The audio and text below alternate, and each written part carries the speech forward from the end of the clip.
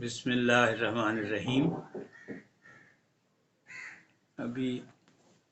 آغاز کرتے ہیں اپنے یوٹیوب چینل کے لیے کچھ گفتگو۔ ہمارا تجربہ تو فیس بک لائیو کا ہے، اس میں ظاہر ہے کہ دو طرفہ ہوتا ہے کہ ہم اپنی بات کرتے ہیں، اس پر کچھ اگر کوئی احباب تبصرہ کرتے ہیں تو وہ بھی پڑھ کے سناتے ہیں، پھر اس تبصرے کو سن کر دیکھ کر ہمارے دوسرے احباب بھی اس میں تبادلہ خیال میں شرکت کرتے ہیں۔ یہ اس وقت جس طرح آپ سے گفتگو ہو رہی ہے وہ ایک بالکل یک طرفہ ہے، اور اس میں ہم جیسے مجلسی لوگوں کے لیے بڑی دقت ہوتی ہے کہ آپ اکیلے بولتے جا رہے ہیں۔ حالات پہلے سے زیادہ مخدوش، تشویشناک اور خطرناک ہوتے جا رہے ہیں۔ بڑے عہدیداروں میں، حکمران طبقوں میں لڑائیاں جاری ہیں، اور یہ لڑائیاں کسی نظریاتی بالادستی کے لیے نہیں ہیں، صرف جو اپنی غلطیاں، خامیاں ہیں ان کو چھپانے کے لیے ہے۔ میرا جو بنیادی ایک جائزہ اور تجزیہ رہا ہے کہ ہمارے زوال کا آغاز جنرل ضیاء الحق کے ماشاء اللہ سے ہوتا ہے، اور خاص طور پر جو ہے 1985 کا جو غیر جماعتی انتخاب کا ایک تجربہ ہے، اس نے ملک میں نہ صرف جمہوری نظام کو اور جمہوری تسلسل کو نقصان پہنچایا، بلکہ ہماری معیشت کو، ہمارے اخلاقیات کو، ہمارے تمدن، ثقافت اور معاشرتی ارتقاء کو بھی اس سے نقصان پہنچا ہے، کیونکہ اس غیر جماعتی انتخابات سے برادریاں، جاگیرداریاں، سرداریاں دوبارہ بالادست ہو گئیں کہ عام انتخابات میں تو یہ ہوتا ہے کہ سیاسی جماعتیں وہ ٹکٹ جاری کرتی ہیں، اور اس کے لیے امیدواروں کو باقاعدہ درخواستیں بھی دینا ہوتی ہیں، اور انٹرویو کے لیے بھی پارلیمانی کمیٹی بیٹھتی ہے، اس میں بھی پھر بہت سے ایسے سوالات کیے جاتے ہیں اور ایسے محاسن اور خصائل دیکھنے ہوتے ہیں جن کی بنیاد پر ٹکٹ جاری کیا جائے، اور جس سے وہ لوگ پارلیمنٹ میں جا کر کچھ اپنے علاقے کے بارے میں، اپنے ملک کے بارے میں قانون سازی میں کچھ فعال طریقے سے حصہ بھی لیں گے یا نہیں۔ ابھی جو سلسلہ اس سے غیر جماعتی انتخابات سے ہوا کہ اس میں لوگ اپنے جاگیر، اپنی ذمہ داری، اپنے علاقے میں اثر و نفوذ، اس کی بنا پر جو ہے کسی علاقے میں الیکشن لڑتے ہیں اور جیت بھی جاتے ہیں۔ ہمارا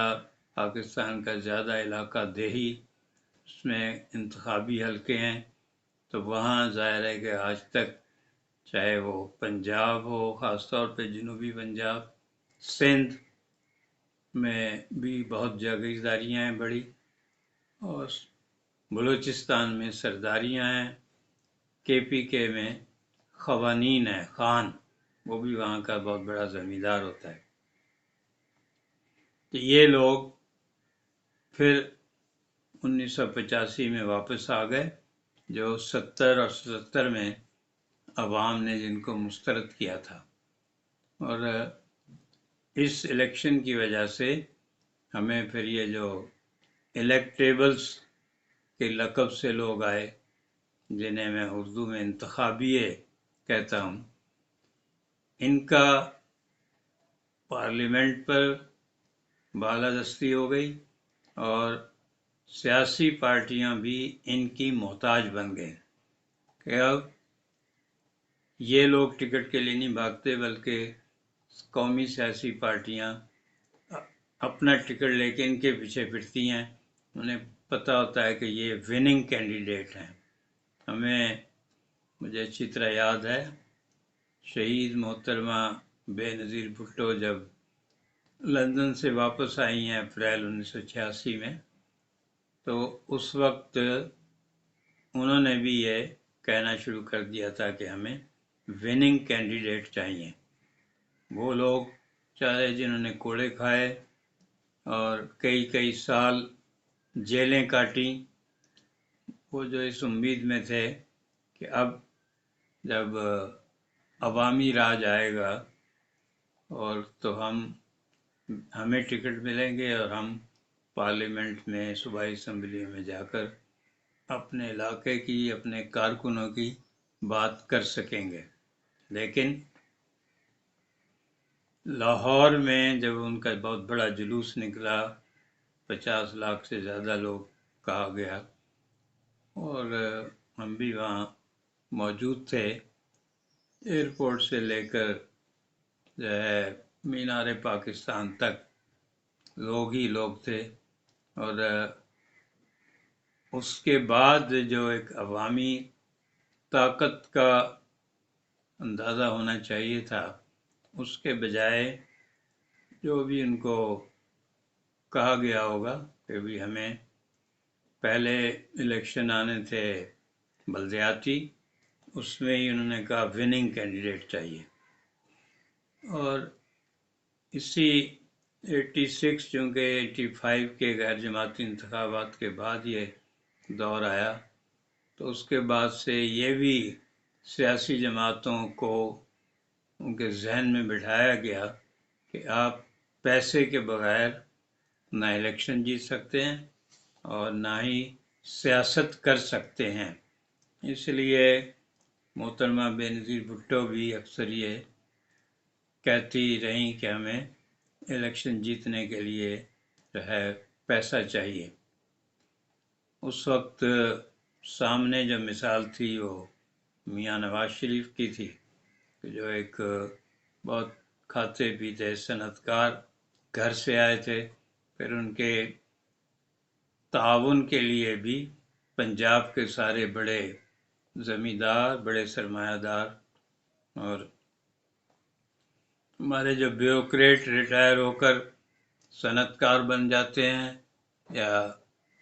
سرمایہ دار بنتے ہیں، اپنی صنعتیں چلاتے ہیں یا بڑے زمیندار بن جاتے ہیں،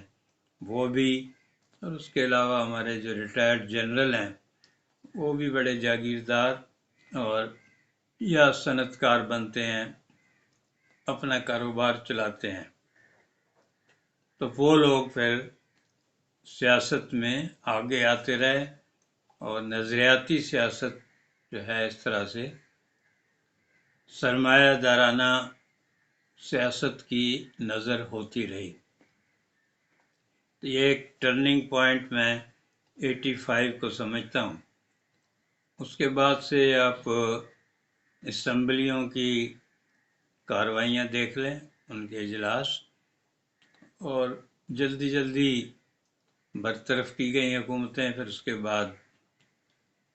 نئے الیکشن بھی ہوتے رہے۔ کل کہ 1977 سے لے کر 85 تک کوئی الیکشن نہیں ہوا، لیکن 85 کے بعد آپ دیکھ لیں 96، 7 بلکہ 98 مشرف صاحب کی انٹری سے پہلے تک ہر 2-3 سال بعد الیکشن ہوتا رہا۔ الیکشنوں سے جو ایک تطہیر ہوتی ہے معاشرے کی، اس کے بجائے اس میں زیادہ ایسا ایلیمنٹ آتا رہا جس کے نزدیک کوئی پارلیمنٹ کا تقدس تھا، اور نہ ہی ووٹ کی عزت تھی، اور نہ ہی اپنے انتخابی حلقے کی کوئی آبرو۔ تو ان لوگوں نے پیسہ کمانے پہ زور دیا، اور جو الیکشن میں پیسہ خرچ ہوتا تھا اس کو وہ اپنا فرض سمجھتے تھے کہ اس کو اسمبلی میں جانے کے بعد اسے ریکور کرنا ہے۔ تو اس میں جاتے جاتے جنرل ضیاء الحق اپنے غیر جماعتی الیکشن کے نتیجے میں جو وزیر اعظم بنے تھے، محمد خان جنیجو، ان کے ذریعے انہوں نے یہ رسم کی ابتدا کی کہ ترقیاتی فنڈز جو ہیں وہ بجائے ٹینڈر نوٹسوں وغیرہ کے دینے کے وفاقی حکومت دے یا صوبائی حکومتیں، ان کا یہ کیا گیا کہ جو ایم این ایز اور ایم پی ایز تھے ان کو ڈائریکٹ وہ فنڈز دے دیے گئے۔ علاقہ تربی جو ہے جتنے تعمیراتی پروگرام تھے، ترقیاتی منصوبے تھے، ان کی نشاندہی تو کی گئی، لیکن فنڈز کا اجرا وہ ایم این اے اور ایم پی ایس کے ذریعے ہونے لگا، اور اسی وقت سے اس میں خرد برد بھی شروع ہوئی۔ اس کے علاوہ جو غریبوں کی غربت ہٹانے کے لیے اسکیمیں شروع کی جاتی تھیں، جس میں شناختی کارڈ کے ذریعے بڑھتی تھی رقم، اس میں بھی پھر ایم این ایز اور ایم پی ایز نے خود شناختی کارڈ جمع کر کے ان سے ڈائریکٹ فنڈز لینا شروع کر دیا۔ اور یہی حال یہ بھی ہوا کہ بعض منصوبوں کا، جیسے سوئی گیس تھی اور اس طرح سے، کہ وہاں مقامی کارکنوں کی بھرتی کی ایک گنجائش رکھی گئی تھی، کوٹا رکھا گیا تھا، تو وہ تو کوئی مقامی کارکن، ان کو تو موقع نہیں ملتا تھا، لیکن ان کی تنخواہیں جو ہیں وہ زمیندار سردار وصول کر لیتے تھے۔ یہی پھر سسٹم کراچی، کے ایم سی، کے ڈی اے، لاہور، ادھر یہ بھی شروع ہو گیا، گھوسٹ امپلائیز جنہیں کہا جاتا ہے، تو ان کی تنخواہیں بھی ایم این اے، ایم پی ایز وصول کر لیتے تھے۔ تو اس طرح سے 85 سے جو یہ کرپشن کا سلسلہ مختلف جہات اور مختلف مدات میں شروع ہوا ہے، وہ آج تک جاری ہے، اور یہ ایک مجبوری اور ناگزیریت بن گیا ہے۔ اس کو ختم کرنے کے لیے بہت محنت کرنا پڑے گی۔ اب اسی سے اندازہ لگا لیں کہ 85 سے اب تک جو لوگ حکومتوں میں رہے ہیں، وہ چاہے میاں نواز شریف والے ہوں یا پیپلز پارٹی والے یا فوجی حکومتیں۔ 1985 میں ڈالر 16 روپے کا تھا، آج 270، 78، 300 تک گیا تھا، آج یہ ہے۔ اسی طرح انفلیشن کتنی زیادہ ہے اس وقت، بے روزگاری اور پاکستان میں آبادی بڑھنے کی شرح، اسی طرح فی ایکڑ پیداوار آپ کی کم ہوئی ہے، پانی پینے کا کم ہوتا جا رہا ہے۔ تو یہ ظاہر ہے کہ 85 سے اب تک جو حکمران آئے ہیں ان کی غلط منصوبہ بندی اور غلط پالیسیوں کا نتیجہ ہے، اور اب بھی ہم یہ سمجھتے ہیں کہ ان کے ذریعے ہی مسئلہ حل ہو سکتا ہے۔ تو یہ ایک خام خیالی ہے۔ آپ کو عالمی بینک بھی بار بار کہہ رہا ہے کہ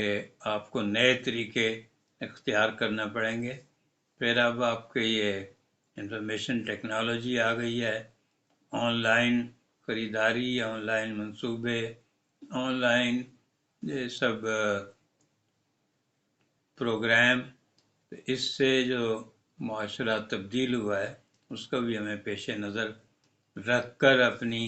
اکنامک پلاننگ کرنی ہوگی، اپنی پالیسی سازی، سیاسی پالیسیاں خارجہ پالیسی اور اپنی داخلہ پالیسی، مذہبی پالیسی، تعلیمی پالیسی، سب ان تبدیلیوں کو اور نئی اقدار کو سامنے رکھ کر ہم کریں گے، تب ہم دنیا میں اپنا کوئی مقام بنا سکتے ہیں۔ ورنہ اس وقت جس طرح ہم دنیا سے کم از کم نصف صدی پیچھے رہ گئے ہیں، تو وہ اور زیادہ ہم پسماندگی کا شکار ہوتے رہیں گے، اور پھر ہمارے کوئی اہمیت نہیں رہے گی، نہ خطے میں اور نہ ہی عالمی سطح پر۔ اور ہمیں یہ بھی خبردار رہنا چاہیے کہ ہمارے پاس جو دو پڑوسی ملک ہیں، دونوں مسلمان ملک ہیں، ان کا سامنے رکھیں کہ انہوں نے افغانستان اور ایران پہ سینکشنز ہیں، افغانستان کو ویسے ہی بہت اکثریت نے تسلیم نہیں کیا ہے، لیکن اس کے باوجود دونوں نے اپنی معیشت کو کس طرح سنبھال کر رکھا ہے اور کس طرح وہ آگے بڑھ رہے ہیں۔ ان کے ہاں کوئی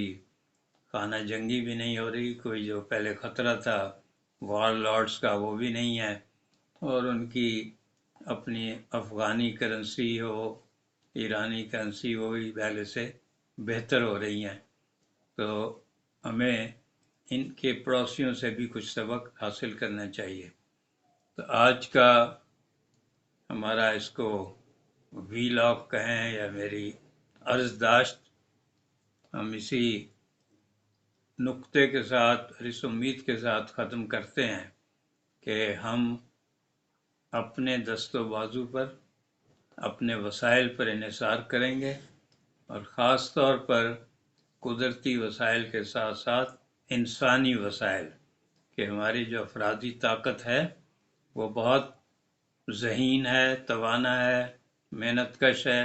جفا کشی سے نہیں گھبراتی، تو وہ باہر کے ملکوں میں جب جاتے ہیں تو وہاں وہ کتنے کرشمے اجاگر کرتے ہیں، کس طرح وہاں تبدیلیاں لے آتے ہیں۔